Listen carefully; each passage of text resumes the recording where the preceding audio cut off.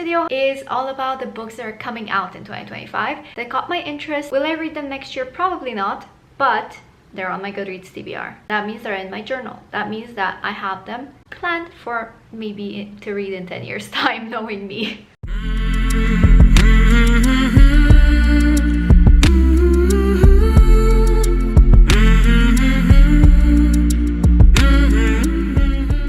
Okay, these 3 books I have in my collection in physical copy that I got from Yelk. Circle of Liars by Kate Francis, coming out July 2025. 7 liars in the circle, only one of them can make it out alive. Trapped in an abandoned motel, 7 liars are caught up in a deadly circle of revenge.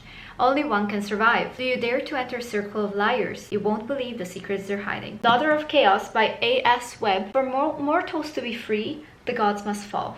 I don't have any other... Yeah, there's no... That's all there is. This one is coming out in January 2025, which is next month. But by the time you're seeing this, it will be already out. And then we have a book that's coming out in February 2025, Shadow and Tide by Rachel Greenlaw. This is the 2nd book of Compass and Blade. I reached for the bargain mark etched into my skin, the compass shot through with a blade. Under the full moon it blazes luminously, reminding me of my promise for vengeance. Alright, now to the real deal. These are the books that I had not had on my TBR yet, except for the first one. And I don't have them in physical copy, but I'm excited to read them. And I'm gonna need glasses because my computer is over there, so please excuse the glare. Hopefully it's not too bothering. The first book that I want to talk about that I've already had on my TBR is Sunrise on the Reaping by Suzanne Collins. Basically, I think this is Haymitch's story. I don't want to get too into it because I have other books that I want to talk about, but I think we all know The Hunger Games. Next, I have Book 10 in the Wayward Children series, Adrift in Currents Clean and Clear. I love the worlds. I love all of them actually because they're all so different. I should buy all of these books, honestly, at this point, because I'm enjoying them. The next book I added on my TBR just because I love the series name and I love the title. The title is The Irresistible Urge to Fall for Your Enemy, and the series name is Dearly Beloved. Like, how creative is that? It's fantasy, it's romantasy. I have to read it. The first in a slow burn enemies to lovers romantasy duology featuring a scholarly healer and a gentleman assassin. Sounds amazing.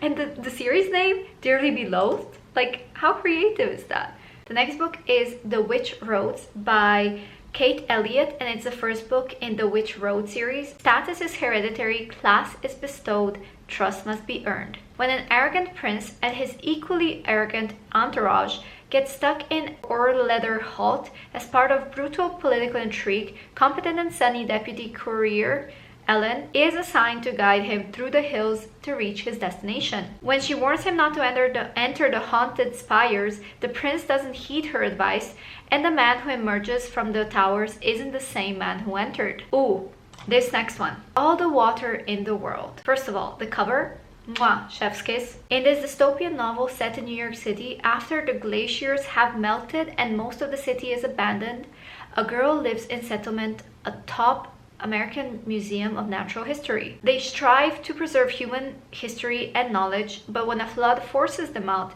they must attempt to carry a book that holds records of lost collections to safety. Next one, we have All Better Now by Neil Shusterman. An unprecedented condition is on the rise. It behaves like a virus, with the first symptom being a fever, but those who contract it experience long-term effects no one has ever seen utter contentment. Soon after infection, people find the stress, depression, greed, and other negative feelings that used to weigh them down are gone. Almost everyone revels in this mass unburdening, but people in power prey on the insecure to sell their products and convince people they need more, new, faster, better everything.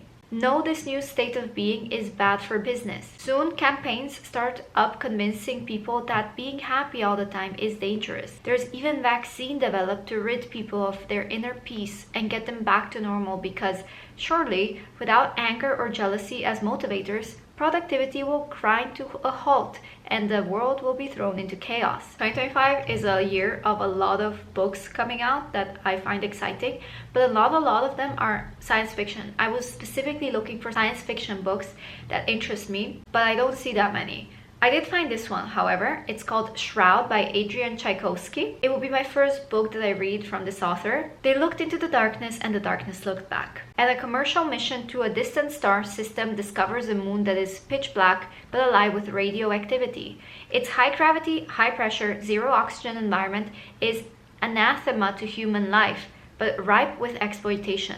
They named it Shroud. A catastrophic accident sees Juna Keylander and Mal doing just that. Forced to stage an emergency landing in a small, barely adequate vehicle, they are unable to contact their ship and are running out of time. What follows is a grueling journey across land, sea, and air. Ooh, this one. We Do Not Part by Han Kang. One winter morning, Kyunga, I hope I'm pronouncing the name right, I'm so sorry, receives an urgent message from her friend Insian to visit her at a hospital in Seoul. Insian has injured herself and she begs Kyunga to return to Jeju Island where she lives to save her beloved pet, a white bird called Amma. A snowstorm hits the island when Kyunga arrives. She must reach Insian's house at all costs, but the icy winds slow her down as the night begins to fall. She wonders if she will survive in time to save the animal, or even survive the terrible cold that envelops her with every step. Blurring the boundaries between dream and reality, We Do Not Part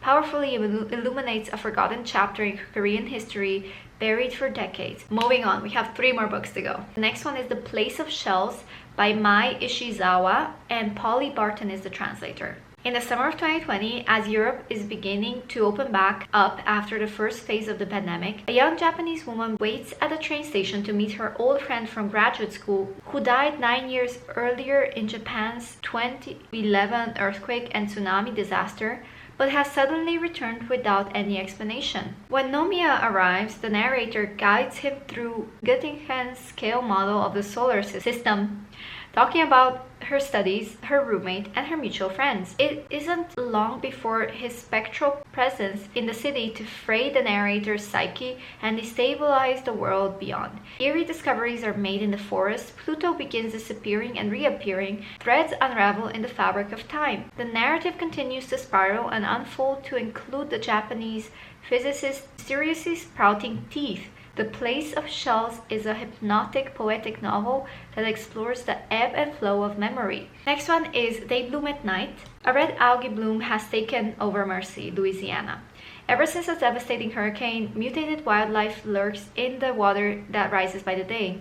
But Mercy has always been a place where monsters walk in plain sight, especially at its heart, the Cove, where Noon's life was upended long before the storm at a party her older boyfriend insisted on. Now Noon is stuck navigating the submerged town with her mom, who believes their dad family has reincarnated as sea creatures. Alone with the pain of what happened that night at the Cove, Noon buries the truth. She is not the right shape.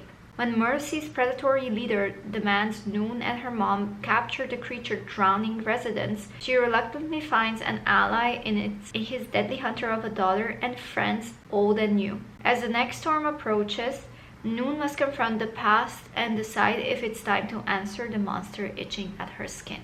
And then we have I Am the Swarm by Haley Chewins, expected 25th of March 2025. As far back as anyone can remember, the women of this Strand family have been magical. Their gifts manifest when they each turn 15, always in different ways. But Nell Strand knows that her family's magic is a curse. Her mother's age changes every day. She's often too young to be the mother Nell needs. Her older sister bleeds music and will do anything to release the songs inside her. Nell sees the way magic rips her family apart again and again. When Nell's own magic arrives in the form of ladybugs, the first thing she feels is joy. The ladybugs are a piece of her, a harmless and delicate manifestation of her creativity. But soon enough, the rest come. Thick-shelled glossy beetles that creep along her collarbone when her piano teacher stares at her. Soft gray moths that appear and die alongside a rush of disappointment. Worst of all are the wasps. It doesn't matter how deep she buries her rage, the wasps always come. Nell will have to decide just how much of herself she's willing to lock away to stop them. These are all the books that I'm excited about that are on my TBR radar in 2025. Most of them are coming out really soon. I think all of them are coming out in the first half. and I'm excited to see what's coming out in the second half because I'm sure it will be nice. I'm so excited. I hope there's more science fiction though. Anyway, thank you guys so much for watching this video. If you made it this far, let me know which book you are interested in reading and stick around. I'll see you. Bye.